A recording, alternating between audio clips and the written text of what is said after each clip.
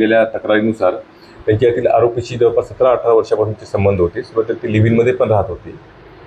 त्यांनी लग्न पण केलेलं आहे. त्यामुळे त्यांच्या संबंधात त्यांना एक 10 वर्षाचा मुलगा पण झालेला आहे.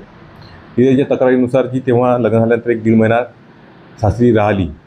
त्या दरम्यान तिला इतर धर्माच्या गोष्टी करणे, पूजा अर्चा करायला लावणे किंवा ती व्हेजिटेरियन असताना नॉनव्हेज तिनं खावं असं त्यांची इच्छा व्यक्त करणे, असे प्रकार सुरू झाले असे तिने सांगितलेलं आहे. त्यानंतर ह्या प्रकरणातून थोडे जे वादविवाद झाले, त्यानंतर फिर्यादी तिथून राहण्याचं पसंत न करता दुसऱ्या ठिकाणी राहायला लागली, जिथे तिथे स्वतःचं घर होतं.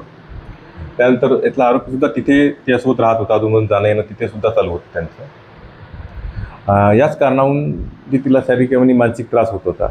सोबतच तिने फिर्यादीला त्या आरोपीला बरेचसे पैसे दिल्याचं सुद्धा सांगितलं. ज्यामध्ये 35 लाख 18 लाख असे पैसे दिले, जे की इन्व्हेस्टमेंट म्हणून त्यांना दोघांच्या नावाने घर खरेदी करायचं होतं. फिर्यादीच्या मतानुसार की त्यांनी त्या पैशाचा वापर करून ते घर स्वतः एकट्याच्याच नावाने खरेदी केलेलं.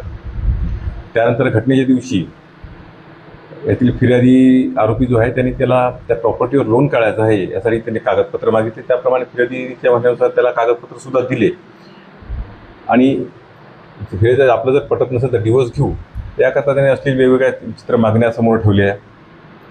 यामुळे फिर्यादी त्रासली आणि तिला झालेला जो शारीरिक, मानसिक आणि आर्थिक त्रास आहे त्या संदर्भात तिने पोलीस स्टेशनला तक्रार दिली.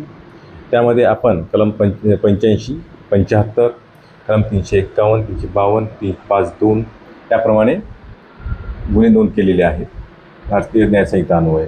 त्या गुन्ह्याचा पुढील तपास सुरू आहे.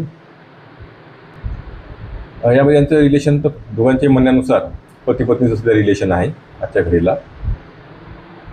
त्यामध्ये जो आरोपी म्हणून तिने ज्या आरोप केला, ज्याचा नवरा हारून शेख हे त्याचं नाव आहे.